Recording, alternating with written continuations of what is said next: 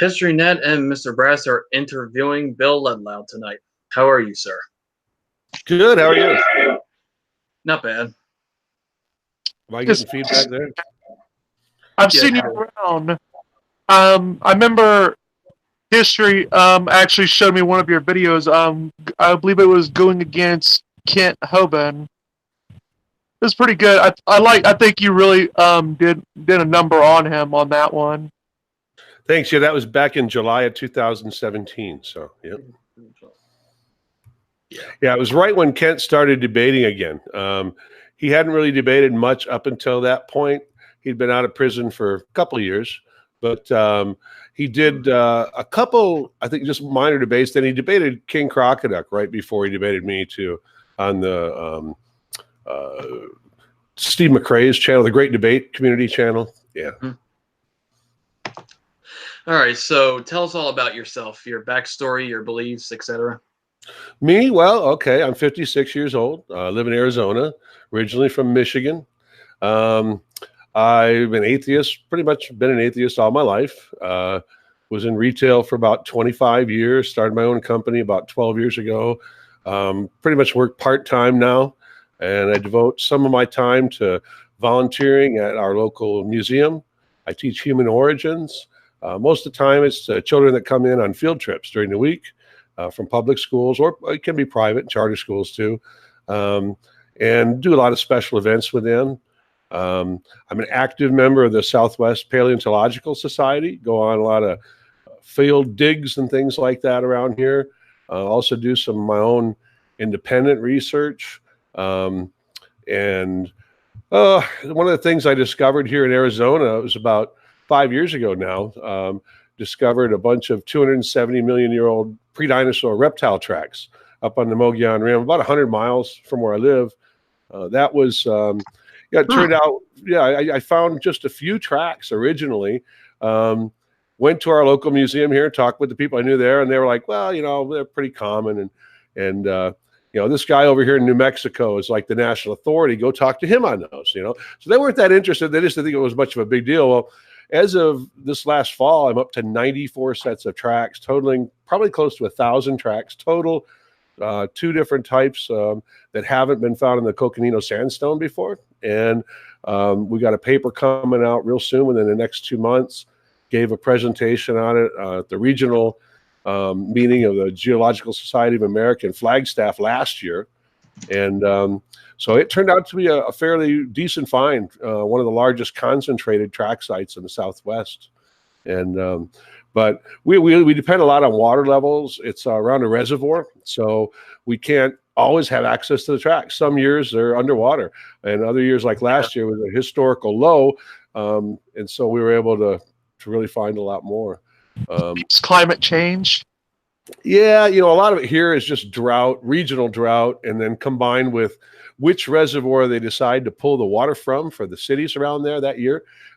They kind of go in a cycle with that too. So, if they draw one down quite a ways, then it happens to be that one, and we're it's good for us. We get to see more tracks. So, I suppose. What led you to take up arms against young earthers? Well, I didn't even know people like that existed until I was in college. I was in college in the early 80s, and I had a friend that I knew who had roommates that were young earth creationists. And, we were hanging out, drinking beer on the weekends or whatever in his dorm, and stuff. And these guys are talking about, the earth being 6,000 years. I didn't know people like that really existed. So, this is back in days way before the internet and stuff. So I was just really surprised and, got into all these conversations with them, because at the time I'm taking some classes in geology and anthropology and stuff like that. And so that was my interest. And then running into people that were, totally opposed to what I was learning and trying to contradict it and argue about it. So that's where I found out about it. Then again, for probably 10, 15 years, I didn't think about it an awful lot, but I got my first computer, Christmas of 1995, and I bought a compact with a smoking 200 whatever's Pentium, processor, and I had a 28.8 modem, and I was ready to go. So I joined AOL, got on the internet, and started finding these forums and things like that. Ran into that where people were talking about creationism and got interested in it and learned about people like Kent Hovind and Ken Ham and So you've that been type of involved. thing. So you've been involved in this young Earther business since the '90s.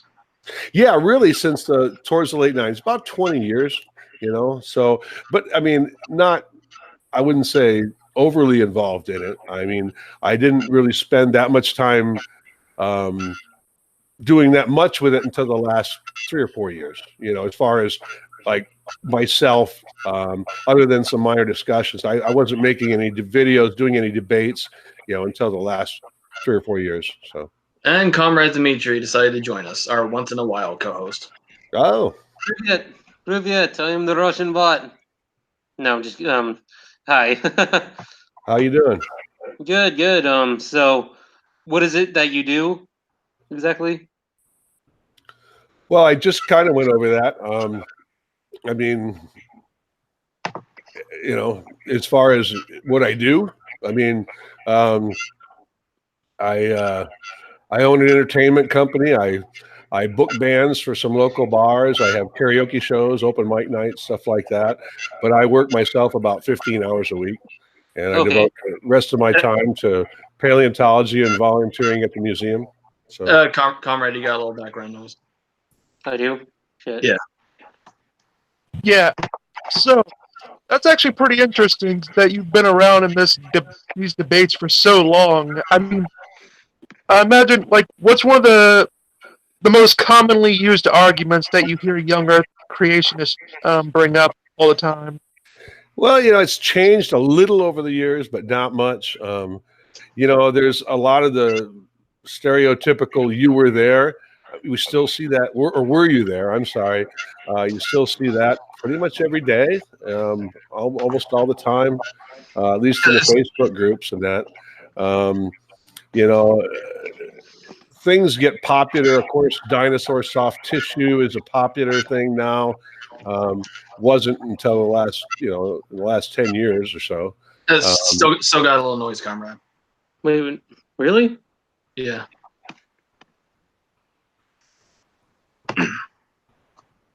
So, yeah. But, you know, honestly, the arguments haven't changed much. They haven't changed much over the last 20 years. You know, 90% of them are the same. Yeah. Tell us about your experiences with your buddy Hovind. Well, I don't know if I call him my buddy. That's the joke. A couple of interesting things. I know with Kent Hovind, you know, I just did the one debate. And I'd never met him prior to that, never spoken to him prior to that. I had contacted his organization, and I never called his 800 Dino number, but I had, you know, written to them, emailed them, tried to get him to debate, messages like that. I didn't want to be calling and stuff, but you know, I mean, I just never got responses. So when the great debate community, when they started holding the debates with him, I got a hold of Steve McRae and I said, hey, let me do this. I said, I've been preparing for this for 20 years. You know, I know exactly what he's going to say. and I was right. So, but now Hovind the Younger, Eric, is an interesting character. He just visited the museum here in Mesa, Arizona, where I volunteer. About 2 weeks ago, he just put a video out today. And he put a video about it today on his, what is it, Creation Today or something, video channel and his website. Hemant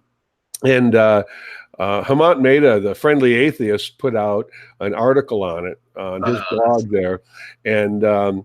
And it's kind of going, I wouldn't know about viral right now, but I mean, it's getting a lot of views. And I am going to be doing a video response to that in the next couple of days. And it'll be shared on the friendly atheist channel and stuff too. So that's going to be interesting. I mean, basically, Eric walked through the museum. They remarked at how beautiful it was, how great the displays were, but how we just got the facts wrong. And he walked along saying, not true, not true, not true, not true, not true.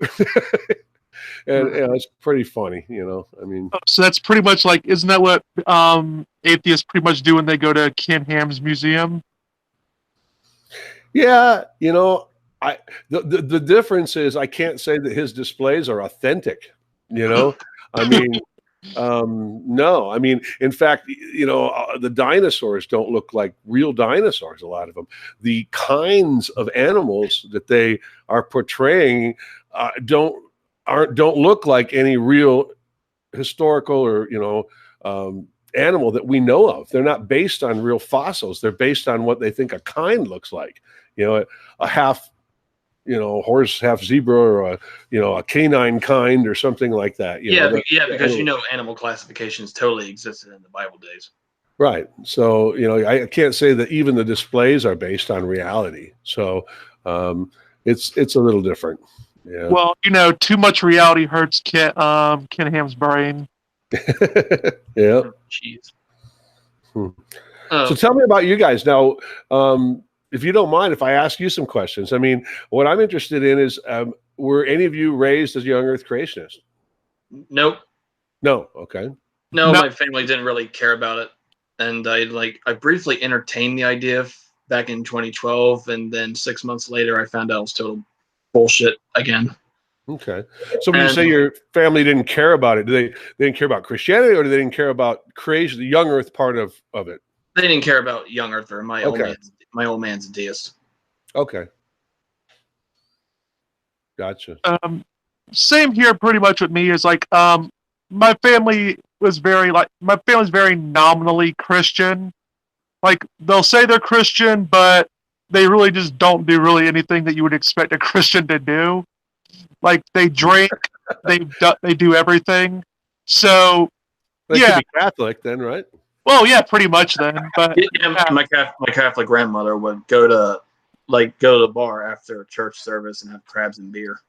Well, yeah. So I mean, yeah. I only found out about young Earth creation. I had a little bit I got a taste of it when I was in middle school when we were going over evolution a bit, because the teacher was saying, the teacher just made a comment saying, oh, I'm not here to challenge any beliefs like that. I was saying, oh, I don't know how this would be challenging my beliefs, and later on, it was after the Ken Ham and Bill Nye debate when I got more into it. I said, oh, now everything makes sense, what that teacher was saying. So, but yeah, it really just never came up that as much. I remember I met a girl, and she was a young Earth creationist, and she wanted to be a veterinarian. I'm like, how the hell is that going to work out?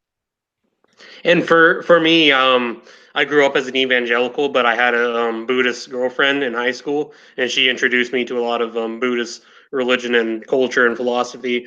I was an agnostic for a while, and then I was kind of like a non-religious theist for a bit. Now I'm Eastern Orthodox. So that's a brief generalization of my religious upbringing. But I think creationism is really cancerous. Right. Well, I asked because you mentioned the Bill Nye and Ken Ham debate. I met with a guy this week, Luke Douglas.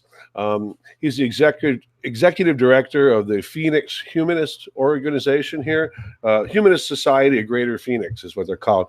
And he's like a full-time executive director for them. They actually have a building, a facility and everything too. And he was recently, I mean, he was a young Earth creationist. I mean, he's in his, I would say, probably late 20s. Late 20s. He was in law school when the Bill Nye Ken Ham debate came out, and that was 2014. So it's pretty recent. Yeah. And that was one of the big things that changed his mind. And here he is now, executive director of a humanist organization. He's an atheist, but these humanists, I mean, he's looking to give more back to the community. These people are. They're more organized, but it's different than a typical atheist organization. They're not just politically motivated and stuff too. Their facility has weekly meetings where it's kind of like they have the self-help type groups and stuff, kind of like a 12-step program, but not for not tied to a religion, to people, help people with addictions and different things. They're doing some really great stuff, but it was the Bill Nye Ken Ham debate that kind of turned him around. This guy he owns a lifetime pass to the Creation Museum and the Ark Encounter. I mean, he had visited there many times and stuff. Now, it was given to him by a family member. So, are you religious, or what's your religious background? No, I had said at the beginning when you were here, no, I'm an atheist. I really have been all my life. I mean, okay. Yeah, I just wouldn't consider myself an anti-theist. So, Okay, yeah, yeah. We're not big fans of anti-theism and really intense anti-religiosity. We love to talk to atheists, who are neutral about religion, open-minded, and or some are even pro-religion. So right. We get along just fine with those kind. Yeah. I just don't think. I mean, especially if you're in a debate or if you're in a public discussion with people or even just writing about it, if you start talking about sky daddies and making reference to Bronze Age goat herders, goat herders and that kind of stuff. I mean, you're not going. All you're doing is throwing up a wall for them. You're not going to ever reach anybody. You're not going to make a difference. You might have people cheering you on that feel the same way, but that's all you're doing. I mean, you're not ever going to change anybody's mind. And and I'm not looking to change the world, but I can tell you, I've got dozens now of emails or personal messages that I've gotten from people that have encouraged me and said that it's made a difference. And especially the Kent Hovind debate has been a changing point for some people there. In these debates, you don't argue. About. That's why I told Kent Hovind, I'm not going to talk about the Bible. I don't want to talk about the Bible. I want to talk about creationism. What you've done with it. And your interpretation of it, how it stands against the real evidence. So. Yeah, and I like your approach. Like, you don't go for the insults when you do response videos. You just use that chill voice of yours, and then you just get right to it. Right. Yeah, I've been tempted sometimes. With some of these guys. What was that guy? The internet guy that I guess. Hovind sycophant. That's your new stalker. No, not that guy. There's a guy I had a discussion with not too long ago. Nephilim Free. Oh yeah. Oh my god. Yeah. Oh my god. We know. Wow. What is this? I mean, it was like, oh my gosh, this guy. He just like literally makes things up. And you're looking at it and you're going. When you mentioned him, I almost just choked on my sweet tea. Yeah. He made this video saying that I didn't know creationist arguments, and that all the layers were, because I kept asking where the post-flood boundary is, where if there was a flood, what layers were made during the flood and what layers are above that. It should be obvious to everyone around the world. And he says, well, creationists don't say that there was one. And I'm like, yeah, they do. I mean, I showed him, I made a response video where I showed in literature where, creationists have argued about where the post-flood boundary is.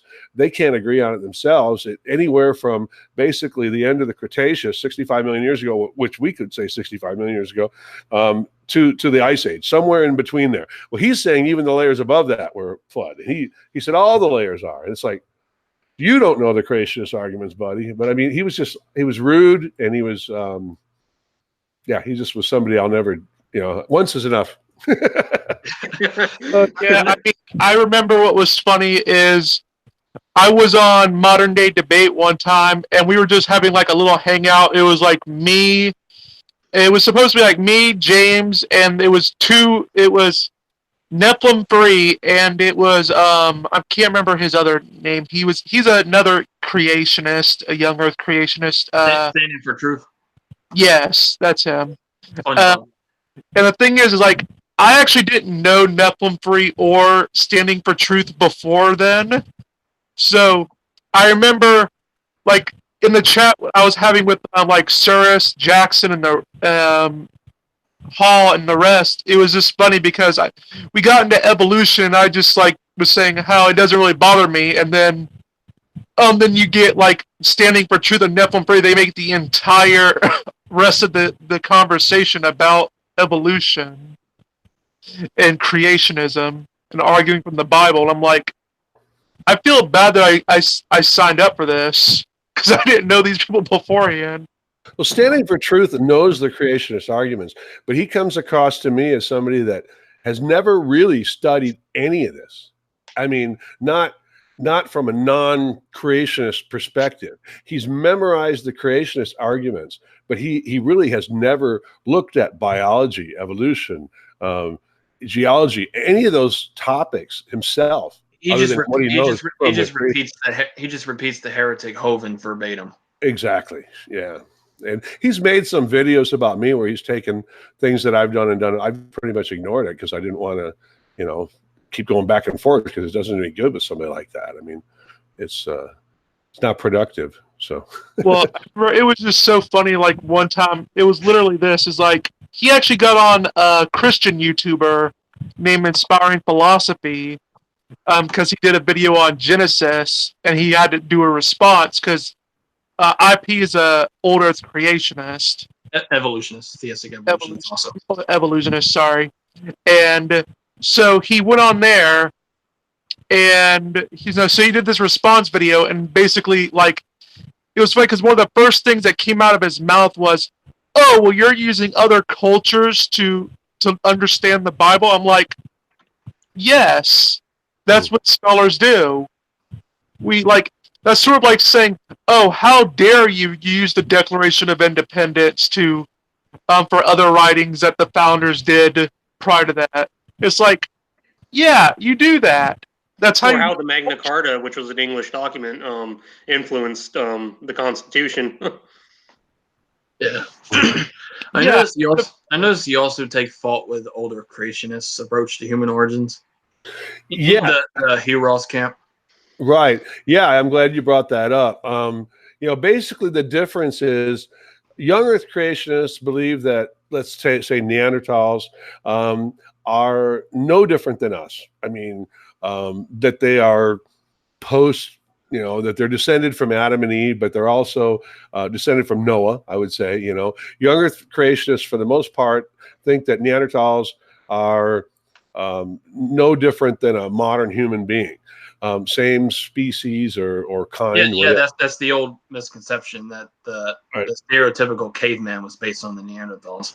Right, but old Earth creationists, at least Hugh Ross, Fuzz Rana, they teach that Neanderthals were basically nothing much more than a chimpanzee. I mean, and that sounds crazy, but that's what they teach. I mean, Hugh Ross literally says they were apes that were a separate creation from the rest of humans, from us, and that they are basically just an ape. And so, both sides, I feel, have it wrong. I mean, Neanderthals are actually, and what we've learned about them through genetics in the last couple of decades are a great evidence for evolution, because. And also, I think they found in Scandinavia, there's the highest percentage of people modern humans who have Neanderthal DNA are in Scandinavia, the Nordic countries. Okay. Yeah, I know it's up to 4% of your DNA is DNA. I'm 1.5%. I had mine done last year. So, oh wow. Yeah, 1.5%. Now, I meet people at the museum and we joke about it because I meet 4%ers all the time. I met a 4%er last week. One of the girls that volunteers at the museum now, along with me there, she's red-haired, freckled. She's 4%, so hit the max. But the interesting thing is that your 2% and my 1.5% maybe not from the same part of the genome of the Neanderthal. So actually over 20% of their genome is preserved in modern humans, because your percent and my percent might be from different parts of their genome. So there definitely was interbreeding there. And this is everybody outside of sub-Saharan Africa too. So and it helped our immune system.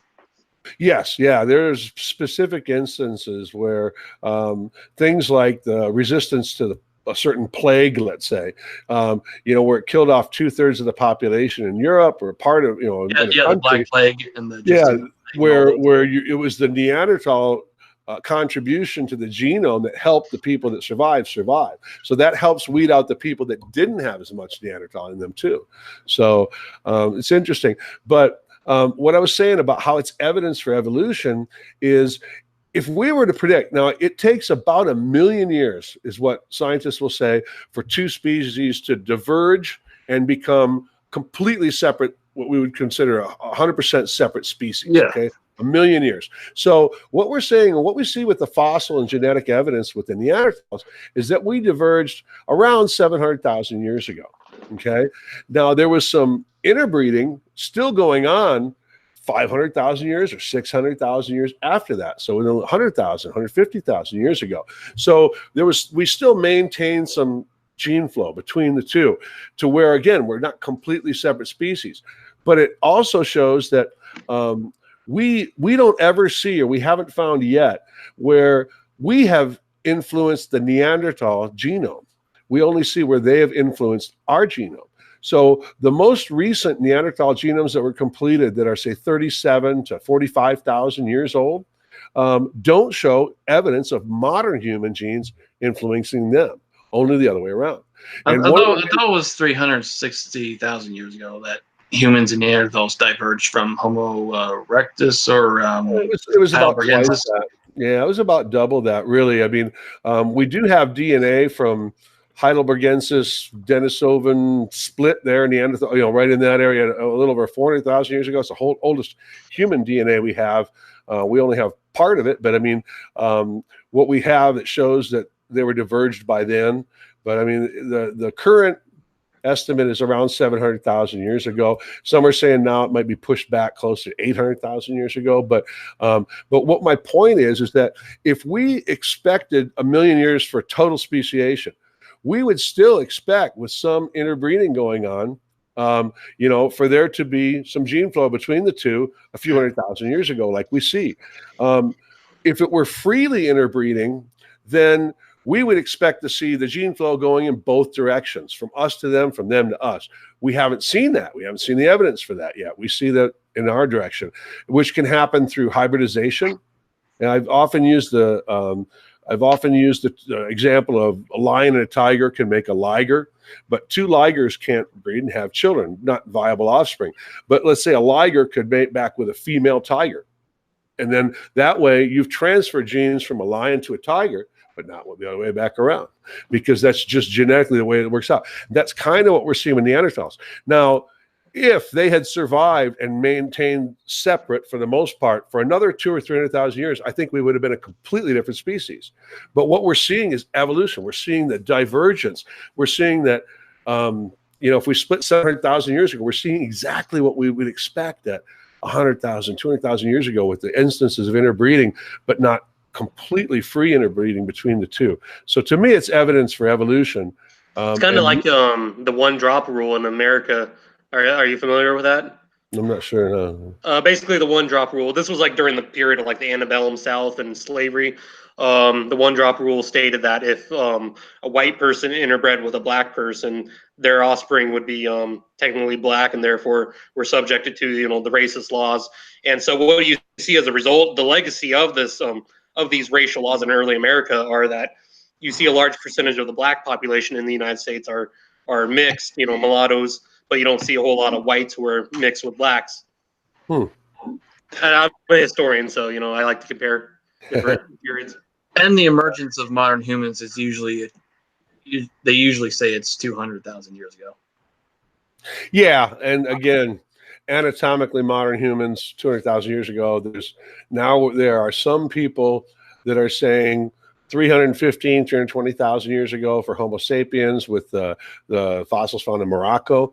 But when you look at those fossils, they show traits of elongated skulls. They show, the brow ridges. They show real archaic traits. And all it is just a matter of paleoanthropologists picking a random thing where they're saying, okay, this is Homo sapiens or this is Homo sapiens. We see this transition that's really smooth, basically. At some point, you got to call it a Homo sapiens.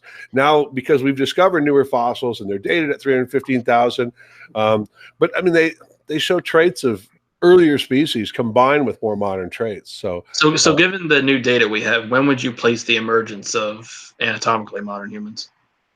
Well, I mean, we can Neanderthals. say by 195,000 years ago, but anything, it could be, depending on how you want to define anatomically modern, it could be as old as 300 million years ago. It's just, no, everybody doesn't agree on the definitions. So, yeah. Civilization is a relatively new thing in terms of human history. Yeah, going back 6,000 years ago, young Earth creationist time, back when the beginning of the universe is when civilization came about. 10 to 12,000 years ago, we got pretty good evidence of civilization. Well, that's kind of proto-civilization. Yeah, what they call the Neolithic Revolution and the Urban Revolution, and eventually you get state formation, which leads to civilizations. Right. And that came about in young Earth creationist time, the beginning of the world. Exactly.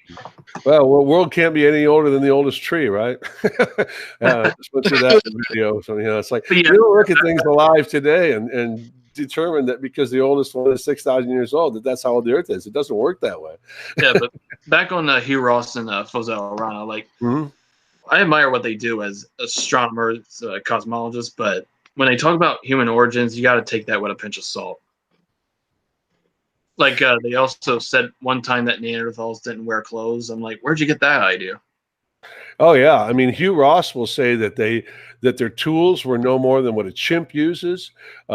He talks about that, and it's just absolutely wrong. I mean, we have evidence they mastered fire. I mean, absolute evidence of that. I mean, even Homo erectus mastered fire. Right. But we have evidence for sure that Neanderthals were mixing glues and making spearheads and attaching them with glues and things like that. And I mean, stuff that it takes a lot more thought than what Hugh Ross says goes into it. Again, he compares their tool use with that of chimpanzees, which is crazy. So, well, I think a lot of people get the whole stereotype about the Neanderthal because it's been used as an insult in modern day society. So I think that's where that comes from. And as a description for basically art, raw. and they sort of base that appearance that they're all slouchy and stuff based on the first fossils they found in Germany by based on some artist interpretations of those fossils, and it wasn't always scientific, but yeah, I mean, they really didn't know what they had. They discovered the first Neanderthal fossils before Darwin published Theory of Evolution. So it really was just to people like they really didn't know what they had. And some get the idea that this more recent interpretation of Neanderthals as more human than we originally thought is kind of sensationalist. You ever heard that? I'm sorry, what was it again? I was looking at the chat. I wanted to check the chat. I missed your last sentence.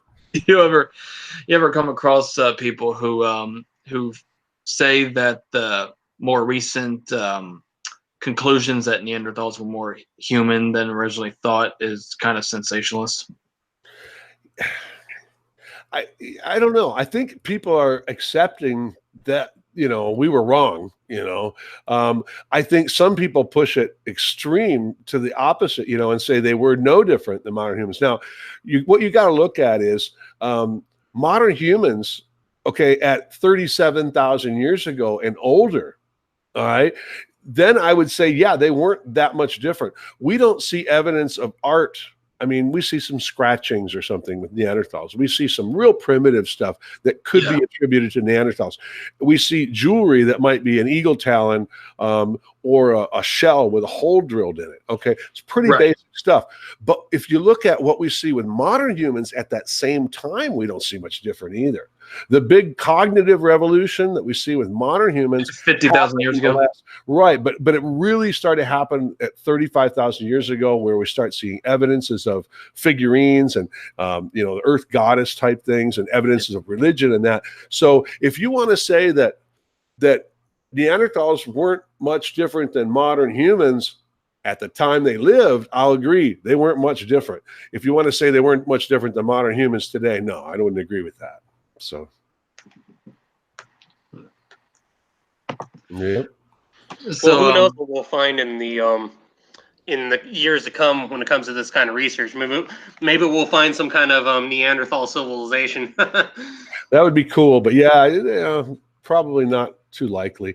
You know, I don't know what, you know, they could have been hut builders and building, you know, enormous lean-tos and things. We'll never know, because that type of stuff doesn't preserve. They get the reputation of being cavemen because we find a lot of artifacts and bones in caves, because caves preserve things well. So, you know, who knows what else we'll find, but a lot of that early evidence to like that stuff is going to be made out of wood or things that were, you know, not going to survive, not going to last. So, yeah. It's all interesting though. And what do you make of the you commented earlier on the art thing about making a few scribbles, like it's not really legitimate art. Like, do you agree that it was made by Neanderthals, or could humans have arrived earlier than we previously thought? Well, there is some in some of that, and I'd have to go back and research, but I mean, around 40,000 years ago in Spain or something, there is some stuff that they're saying could be attributed to Neanderthals. Yeah, they dated to like 60,000 years ago. 60,000, yeah. It's like 10,000 years before the Big Bang of human consciousness. Right. Okay. So then, you know, I mean, it could be. We just, I mean, we're really speculating either way as to who did it. But again, it's still pretty primitive stuff. You know. Yeah. You know, it's not. They weren't not the Chauvet cave paintings. You know. So. Well, like, I mean, they're pretty much on the same level as modern day modernity paintings. I'm sorry, I didn't hear it. What was that? Modernity paintings. Oh, because how bad modern art is. Yeah. Oh, I said they're pretty much on the same level nowadays. Yeah, I can't compare it to like the Renaissance or something. Right. Like, what are the most interesting facts you can tell the dear audience about Homo habilis, erectus, heidelbergensis, and Well, I mean, I don't know. I would say watch my opening presentation with you know, Ken Hovind debate if you haven't seen it, because I really took 20 minutes and I go through Lucy to modern humans. You know, one of the things that I would say is that's different from when I went to school, what we taught in the 70s and 80s, even, and stuff like that, is, you know, they used to teach that it was a ladder-like progression from one species to the next. But one thing that we've learned, especially in the last 15, 20 years with a lot of new discoveries, is that at any given time, there was a lot of variation. And we had a lot of different types of closely related hominids alive at the same time.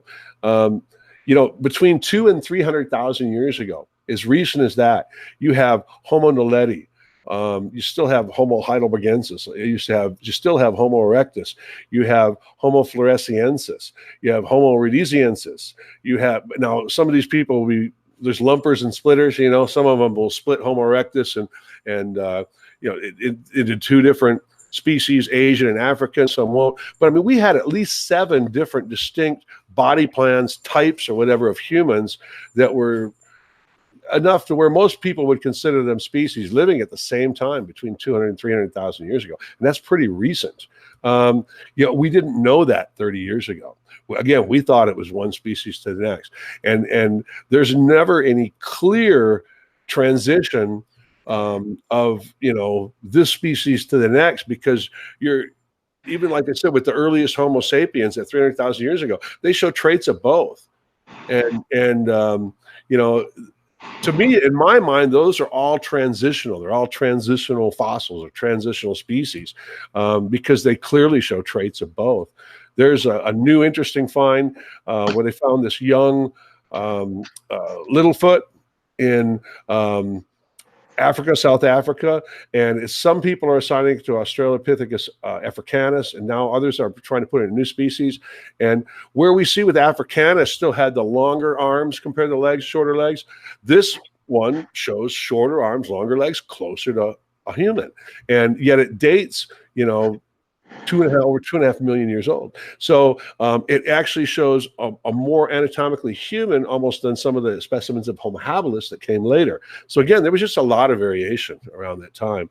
Homo habilis is probably 2 or 3 closely related species lumped together because we don't have enough fossils yet. So, like, isn't Homo erectus the longest lasting human species? it is, but if you look at early Homo erectus, like the Dmanisi skulls, they still had small head, compared to ours. Anatomically from the neck down, they were pretty close, but in the face, they would look like Australopithecus africanus. I mean, the bone structure and the facial structure, and even though their brain was 1.5 times the size of Australopithecus africanus, it's still half the size of modern human. But that's 1.8 million years ago at Homo erectus. Now, if you look at Homo erectus 1 million years later, the cranial capacity, that is going to be at the lower end of what a modern human is. So a long time there, but a lot of variation is assigned to Homo erectus. And most of our Homo erectus fossils are from Asia, though. I mean, 75% of them come from Southeast Asia. So yeah, there's erectus in China, and then it's basically the same species, Ergaster, in Africa, Southern Africa. Right. I was wondering, does that have to do with like the geography, like just the area itself? It just makes it easier to preserve things. Somewhat, or it could be that more people like the island of Java down that area, Indonesia. I mean, there's tons of Homo erectus, but yeah, I mean, I don't know specifically about the geology of that area, why they're so well preserved. Well, the jungly areas of Southeast Asia, it does make it easier for preservation of ancient artifacts to be preserved. Like in Cambodia, for example, they recently just found a bunch of old artifacts from the Hindu era in Khmer history, and they had survived the purges of the Khmer Rouge solely because they were hidden deep beneath the mucky ground. So typically, though, with hominid fossils, at least, what we find is rapid areas of rapid sedimentation and volcanic activity, like the Afar region in East Africa, preserve fossils really well. If it was jungle when they lived there, they probably weren't preserved that well, because if something dies and falls on the floor of a jungle, what happens? I mean, it gets eaten up by bacteria and whatever. But if it's in an area that might be more arid, but a lot of sedimentation is going on. We got rivers, we got floodplains, things like that, where something can be buried in an accident like that. Then that tends to preserve them. And then I was going to say Southeast Asia gets really rainy. Yeah. What's the earliest hominid species? Sahelanthropus, was it 7 million years ago? Yeah. I mean, assigned to hominids. Yeah. Yep. They're the first ones to walk upright. Right. First evidence of bipedalism. Yeah. And more than, we don't know, if they habitually or if they were obligate bipeds, but they show evidence that they could walk upright better than, say, a chimp or an ape today, anything alive today.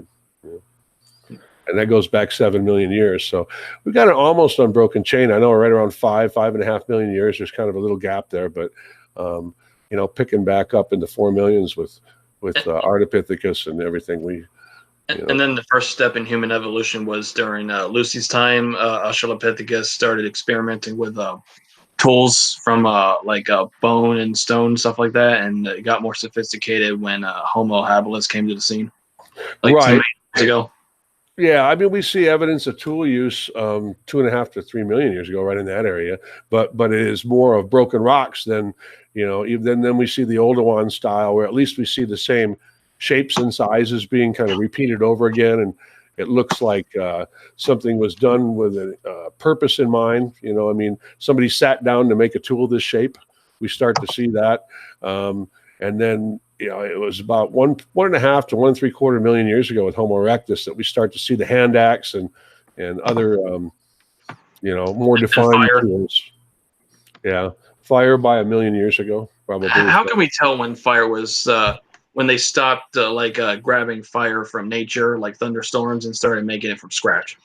Grabbing fire from thunderstorms is a kind of a hypothesis that doesn't make a lot of sense in my mind, because I would be fleeing. I wouldn't be running towards it. But so I don't know. I've thought about that. You got a couple years of doing this. So yeah, but I mean, if you're making stone tools and you're making stone tools out of flint, okay, it isn't be long until you've got some pyrite or something in your hand, and you're going to start to see, okay, this is sparking, and we have evidence, like I said, of Neanderthals doing that, using that. And somewhere along the line, they discovered that banging two types of rock together is going to make a spark, or that friction makes heat, and enough friction will start a fire. So, we start to see evidence of fire pits in layers, and that is the best evidence of controlled fire use right there. So. All right. As to the topic of evolution in of itself, like you told me one time you take fault with anti-theists and their approach to all this. Like, tell us about that. Well, I think we covered that a little bit. Did or did we not talk about? Talked about it before we went live. Okay, yeah. I mean, just when people use terms like sky daddy or goat herders and things like that, when they're communicating with people, you're building a wall with that person. You're no longer communicating with them. You're no longer having a discussion, and you may have people cheering you on behind you, but and that's encouraging you. But I mean, you're not going to reach anybody that way. You're not going to make a difference. You're not going to change any minds. And while 90% of these people have minds made up, there are other people out there, and it might be not the person you're talking to. It might be the one listening that is going to understand better what you say if you do it the proper way. So. And when the new atheist movement kicked off in like the mid 2000s, it was built on this false dichotomy between evolution and a higher power. And that sort of got it into their heads that there's this reactionary thing among the young earth creationists, and it became more dogmatic ever since. Yeah, and definitely, I mean, the biggest argument is between atheists and young earth creationists. A lot of old earth creationists and atheists are very cordial and get along very well. As long as, like you said, the atheist is an anti-theist and isn't going to try to damn all religion, and so I have an opinion about religion that, I mean, you may not enjoy hearing, but I believe it is a product of evolution. So I believe that there were selective advantages to religion, especially when we reach the point of civilizations and that, to where religion was a positive thing in the evolution of human beings.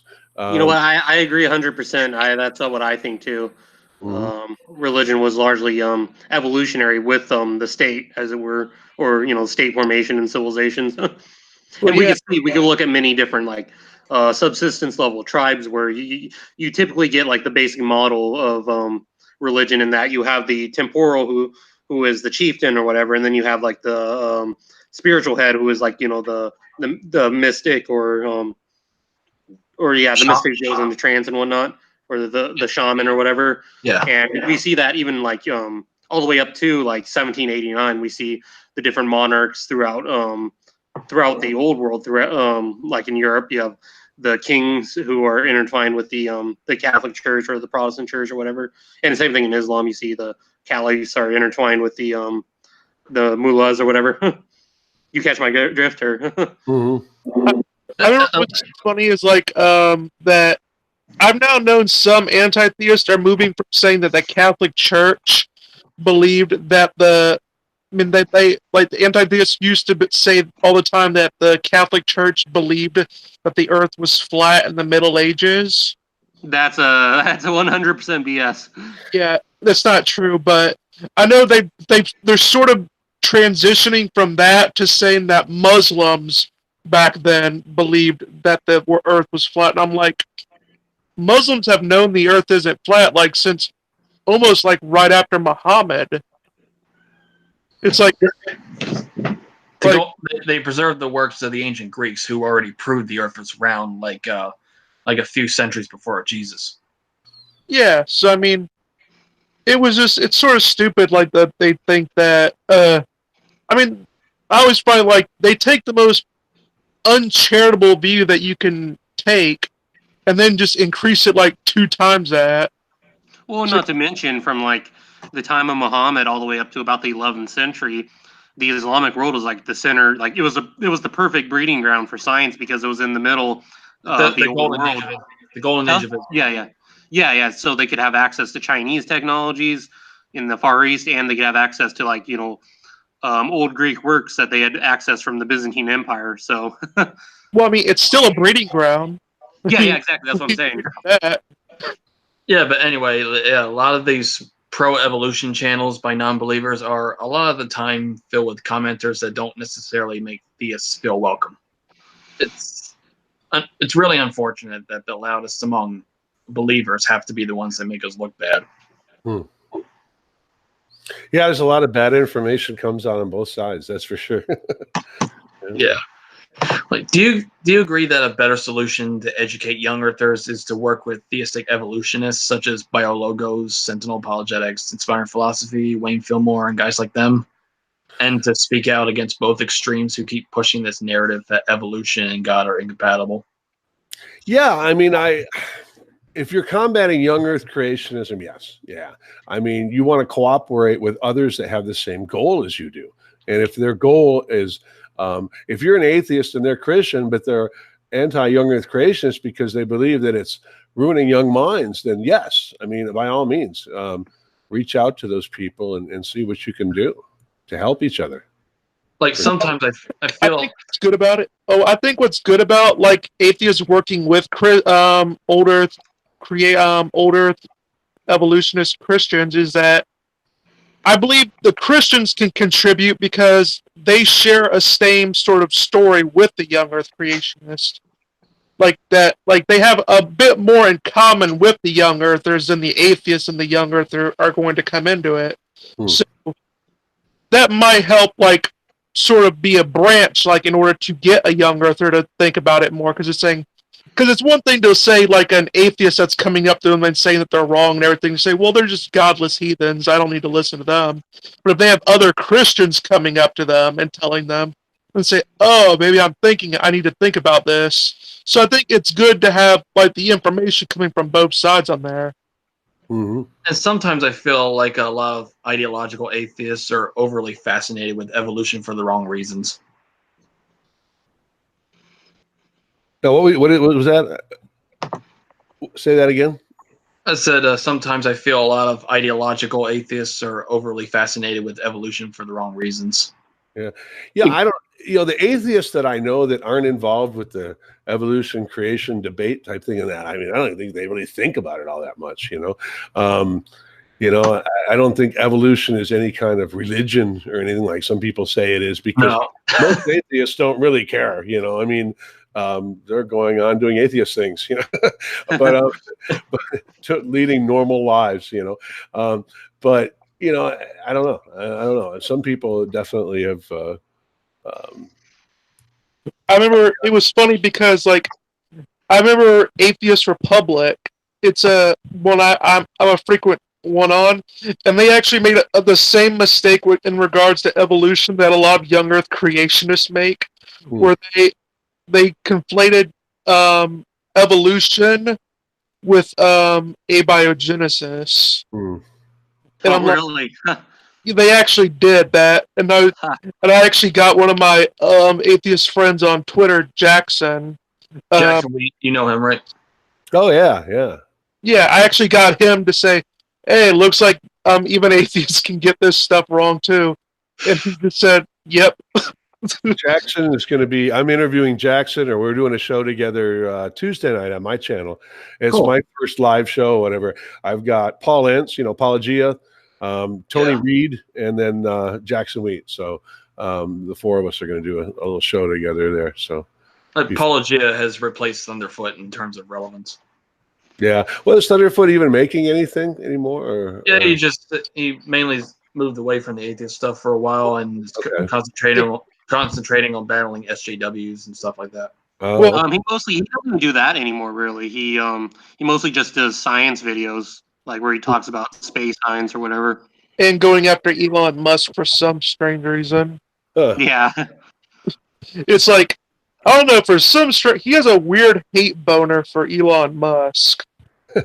It's like whenever Elon Musk gets really, because Elon Musk is one of those kind of people that he goes up and down in popularity. Like, he'll have 1 month when he's really up there, and then they'll have 1 month where he's not really mentioned a lot. Whenever he gets really up, if he's working on a new project, Thunderfoot has a mission in order to just show how wrong Elon Musk is. I like how he sticks it to the SJWs and went after Hovind and his Why Do People Laugh at Young Earth Creationist series. Yeah, but even That then, was a good series. he kind of fell out of favor with the anti-SJW community because he went after Lauren Southern. Anyway, like, yeah. So,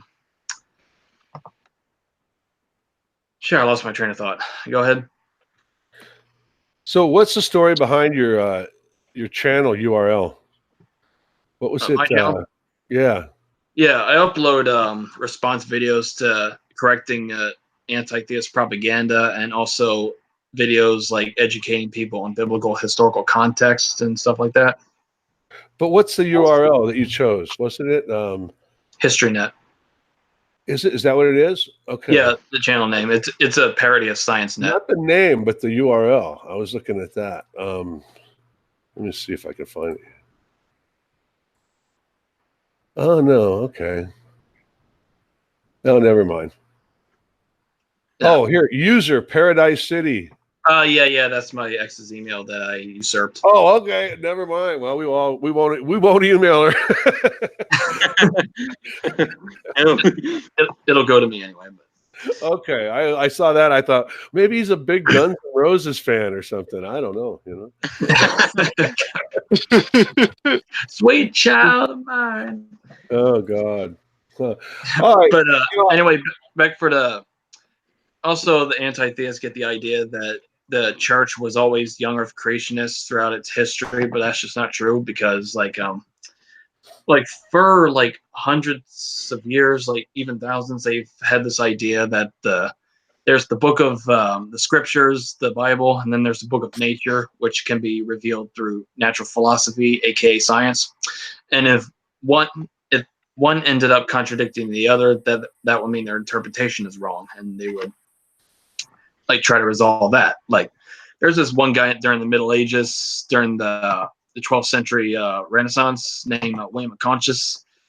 Like he would he got to reading the creation account in Genesis and put more thought into it, and was like, wait a minute, how can you have day before the sunlight comes? Because on day 4 the sun comes about, and before that there wasn't sun. Like how did that happen? Like this is not a literal book.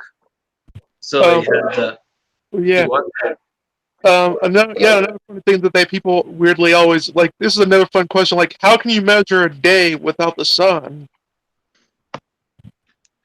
Yeah, the sun and the earth. Like, how do you get there without the either one? And, yeah. So it's recent. So it's through recent decades, through scholarship, that we found out that the biblical writers were not making scientific statements at all. The creation account in Genesis is mostly polemic against other creation myths of pagan religions, such as the Babylonian, Egyptian creation accounts, and basically taking theological jabs at the other gods and saying, well, look at your gods. They're so pathetic. They need to depend on each other. Our God, the one God, did it all by himself. Yeah, so it's very in your face. It's all about the ponage, as they say. Yeah. So where did this young Earth creationist bullshit come from? Like, it didn't really like. Well, the Seventh-day Adventists, I mean, yeah, around the end of the late 1800s, Yeah, that's where it's getting at. But, right. Yeah, and you really didn't see a lot of it until let's say the 1920s was the first surge or whatever. Phillips trial. Yeah. Then with Morris in the early 60s with his book, Genesis Flood and that thing too, that's when you start seeing the emergence of the modern organizations like Institute for Creation Research and things like that sprang up in the 70s and stuff from that. And it didn't really become dogmatic until like the 2000s, if I remember. Well, even before that, but it just didn't seem like they could reach as many people. Now with the internet and everything, it's just a whole different thing. Before it was distributing pamphlets or in your own church and talking about it. Now you can reach a wide audience in many different ways, with modern communications made a difference. So, but their numbers are still dwindling overall. I mean, they may be rising in numbers, but so is the population. It's just as a percent of the population, they're getting smaller. So. Yeah, flat earthers are also on the rise, and that's disturbing as well.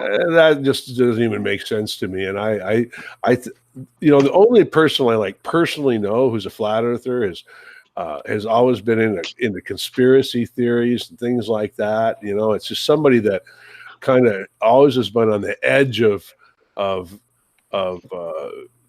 how do you want to say it, modern normal beliefs or whatever. And I think he just enjoys that. I think he enjoys testing everyone. So I don't know if he believes it or not, or if he just likes to play that game. We know a certain someone who entertains conspiracy theories and actually thinks the moon landing was faked. Yeah. So, I mean, it's just very funny about that. I'm actually subscribed to a flat earther. Well, yeah, I'm subscribed to a flat earth channel, and it's like I'm mainly just watching for comedy because, for what, when he's actually is joking, he's pretty hilarious. But when he's not joking and he's actually being serious, he's still hilarious. So it sort of goes like that. It's like, yeah, that's funny. Like, flat eartherism is so stupid that even Answers in Genesis is going after them. When your movement, when you have Answers in Genesis saying you're teaching scientific nonsense, you've hit the bottom. Well, they say that about evolution, though, too. So I don't know, but I know what you mean. When they're able to successfully do it, then you've hit the bottom, right? Yeah. Like when you start making Answers in Genesis look like the scientific group, right. That's when you really hit the bottom. Yeah. When I'm having to start to that's what I'm starting to hate about flat earthers now, because now all of a sudden I'm happen to see Cam as slightly smarter than I do now, because he happens to not be that stupid. He's still stupid, but he's mildly not that more stupid. Oh yeah, what do you think of Ken Ham and Cheese?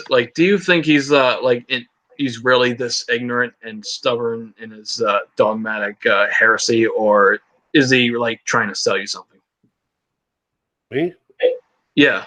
Yeah, I don't know. I mean, I don't know if he believes it or not. I mean, I think he probably does.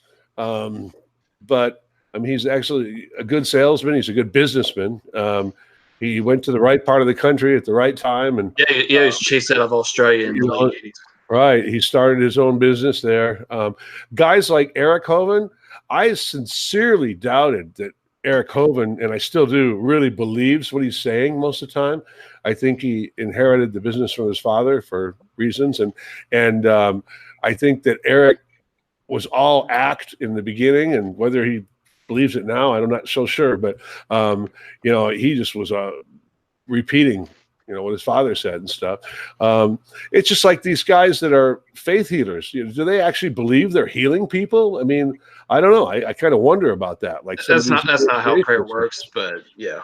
Yeah. I mean, they're selling something. They're selling something to people that want to hear it, and the only reason that they're still doing it is people are buying it, So I don't know. I don't know. I think that for the most part, I would say some of them believe it and some of them don't.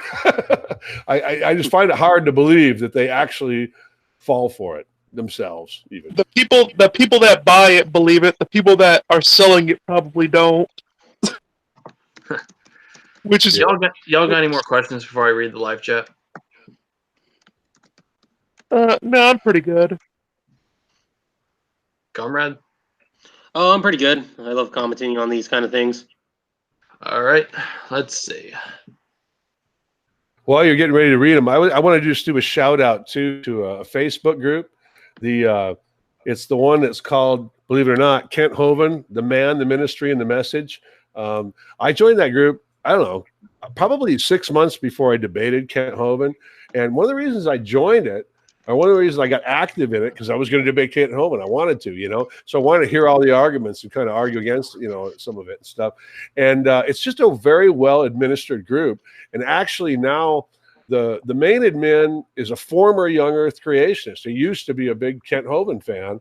And then we have an atheist admin and an old Earth creationist admin. So in that group, so they're not, it's very diverse, and it's run very well. And check it out, Kent Hovind, the man, the ministry, and the message. Now, there's a fake group by that name with 100 people. Don't talk about the one that has about 5,000 members. So it's more than an echo chamber, more than just an echo chamber. It's not all young Earth creationists. It's not all atheists. It's a good mix of group of people too. So. And that's what Naomi Scott said in the live chat. Heard there's a very cool Hovind Facebook group. Yep, that's what we're talking about. Dave M says, "Oh no, so dinosaurs didn't fight giants in the ring as Ken depicts?" Yeah, the Colosseum. In Rome. Abel's Kane brother says, "I used to be a young Earth creationist until I researched all creation interpretations, and now I'm a gap theory old Earth creationist." Good for him. Somebody's asking when I'm going to do a music video, but I'm working on an original score right now, song. So, oh, sweet. Yeah. Robert Batty says, "I've got a Hovind Facebook page and website I think are cool. I'm popularly known as Kent's worst nightmare." Who is it saying that? Robert Batty. Oh, Robert Beatty. Yeah. Robert is, I believe, a former IRS agent. And he knows better than anyone else I know the history of Kent's felonies and why Kent really did get in trouble. And like when Kent says, "I didn't do anything wrong, they framed me," or everybody else that has done this was pardoned, he's wrong. No. Didn't he go to jail for evading taxes? Yeah. What was that? Did what? Oh, yeah, he was 9 years.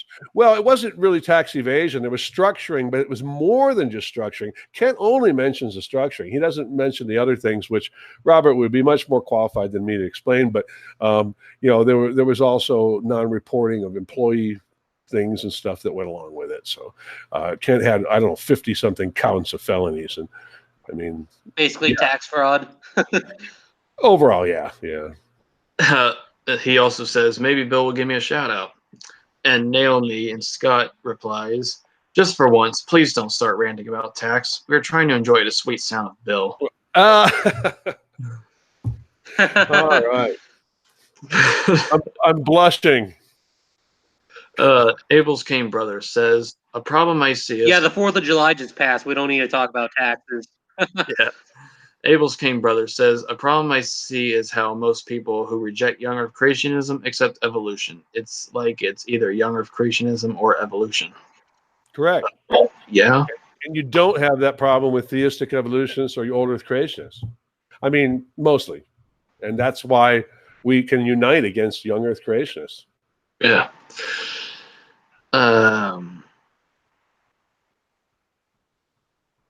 Oh, yeah, the gap theory is supposed to be that there was a former world on Earth, and that world perished, then there was a gap, then God made this world. In other words, 2 different worlds. I don't even know how to respond to that. You could say it's a new world. He also says, "We would say Neanderthals as well as hominids, Cro-Magnon, etc. were pre-Adamite races that once lived in the former world." Okay. Interesting. Let's read other people. Some guy in Foreign Letters says, "I watched your debate with Hovind. I was taking a course in anthropology, and I, as a theist, thank you for exposing that pseudoscience con artist." You're welcome. Like I said, I get a lot of messages like that from Christians, because I didn't attack the religion. I attacked young Earth creationism and the nonsense that Kent Hovind teaches. There's a big difference. Just keep in mind you're a heretic, and according I'm going to burn in hell. I know that. According to anti-theists. Well, hey, I'll be there to keep you company, because according to his Protestant theology, we Eastern Orthodox are also heretics. So I'll keep you company in hell. No, I mean you're heretics according to anti-theists. Like friend of forever. Like you've heard of him. Adam friended.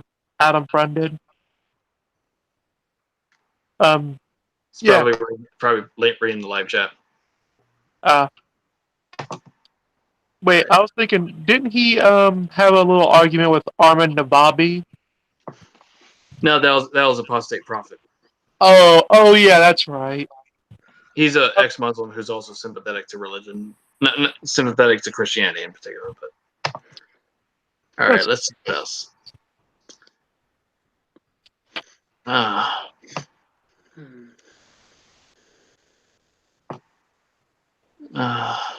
Sadie Marine Jones says, "Hey, HistoryNet, Hart, and hey, Bill."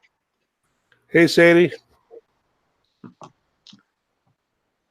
Dave M says, "Thunderfoot is still active. He's working on educational videos and keeping it clean so teachers can use them." I didn't know teachers use his videos, but Dave M also says that Ken Ham can't stand Hugh Ross, so he's doing something right. Jeez.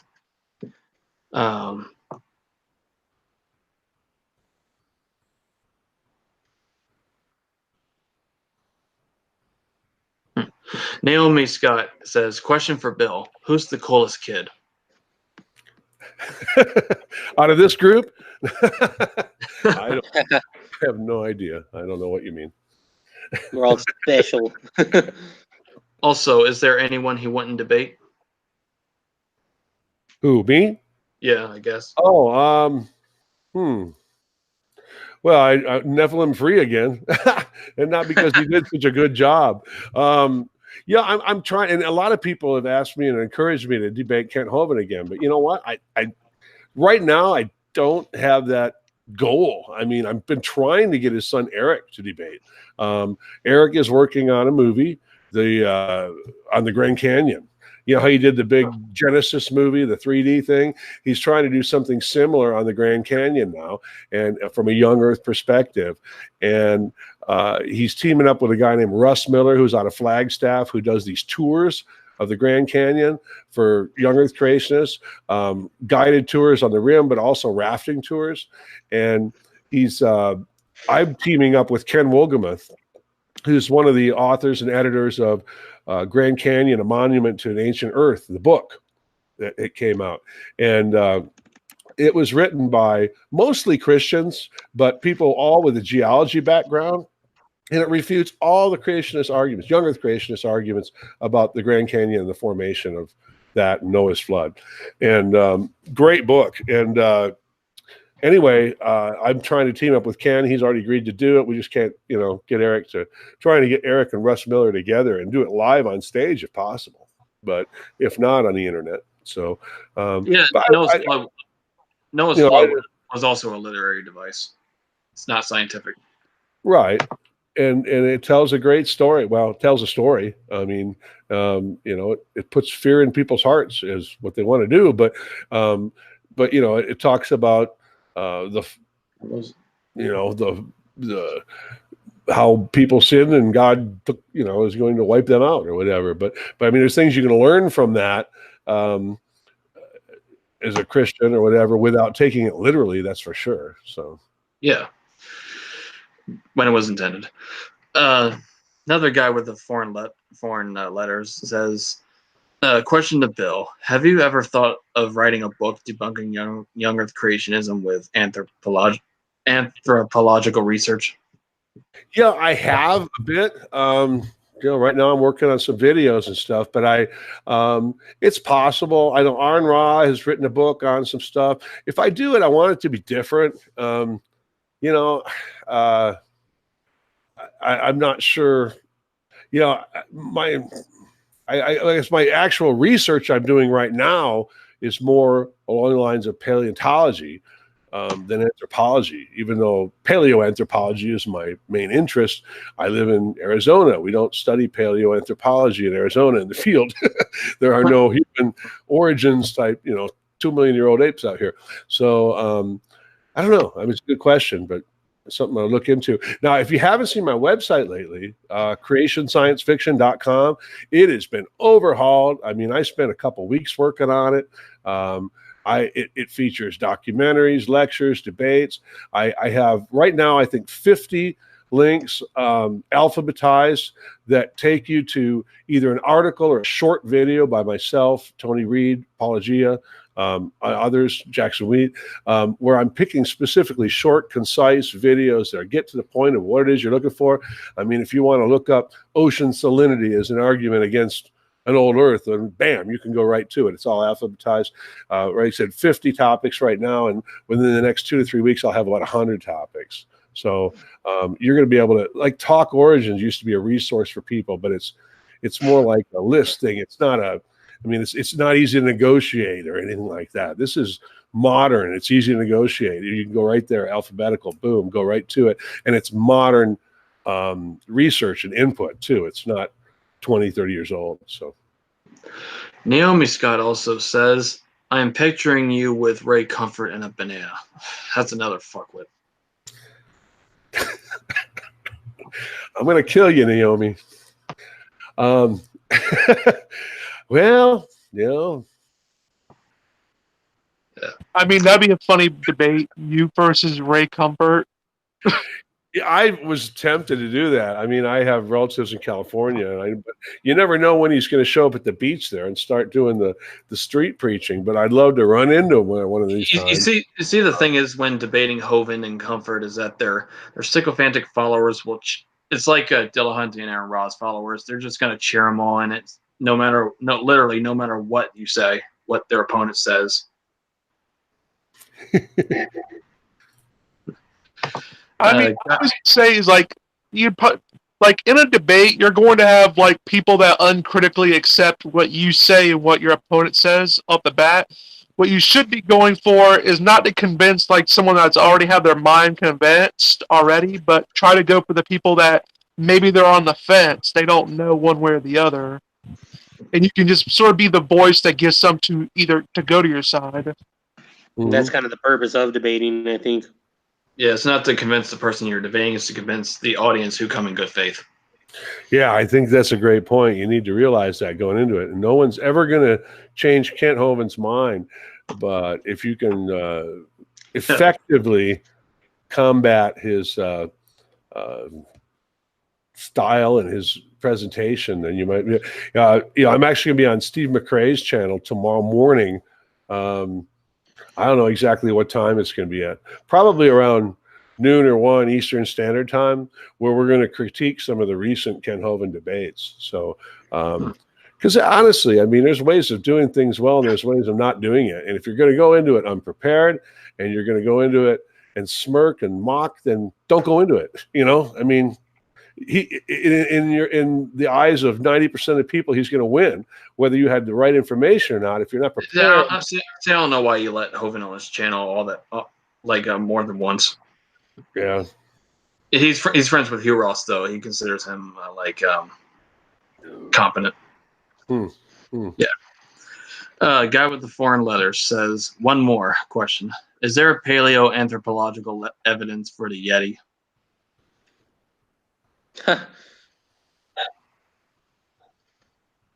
Right here. We thought you were the abominable snowman. Oh no, I don't think there is. I don't know. I haven't looked into it. Cryptozoology isn't my thing. It's interesting. Like I know that there's a couple of biologists that actually are interested in the whole Bigfoot Yeti stuff. Because it's sort of it's one of those things that people just find interesting. I mean, I think it is interesting too. I mean, there's a bunch of questions I have if such a Bigfoot or a Yeti existed. It took me for fucking ever to find Bigfoot in Grand Theft Auto San Andreas. Well, at least you found him, and that's all that matters. Yeah, and then he ran away. Then he went away. I think what you got to realize about any creature alive today is you've got to have a population of them for them to have survived this long. And even when we discovered the coelacanth after so many million years, we thought it was extinct. We weren't looking in the right place. Okay, you know, the modern coelacanth lives 500 feet below the ocean in caves. All right, so we weren't looking 500 feet. We didn't have the ability to look 500 feet evolution in caves almost the whole time we thought it was extinct. Somebody ends up catching one. We start to go around. We find out, okay, yeah, they're down there. Does that mean everyone, it means that we were wrong in thinking they went extinct, even though the current species aren't the same as the species we see in the fossil record? Now we know where to look. There are populations of them. How do you hide a population of Bigfoot? I mean, there's supposedly been cited, Oregon, Washington, places like that. I lived in Portland, Oregon in the 90s. I mean, I've been in those remote areas and gone camping and fishing and hiking in those places. And how do you all those areas have been covered by people now, but yet they still have sightings. How do you miss it? So to me, it's strange how these sightings appear in the West. Yeah. Naomi Scott says, "Good chat, guys. Cheers. Thumbs up and kissy winky face." All right. Any closing thoughts? Yeah, I think this was a very good chat. I actually think it was fun having Bill on. Thank you, guys. Yeah, I had a good time. Yeah, I definitely like talking to open-minded atheists because I do think there's a lot of commonalities we can have against idiots like young Earth creationists and whatnot. and it's also, I learned a bit about evolution. So, if nothing else, I can say I learned something. Same here. I'm a historian, not an evolutionary guy, but I take from the experts. Fanatical history buff here, and prehistory catches a mild interest. That's great. Well, I had a great time. So, all right, you got any closing thoughts? Oh, we're done. Or I'm done. Bill? No, I'm good. Thanks. All right. Share, like, and subscribe to all of us, and see you next time.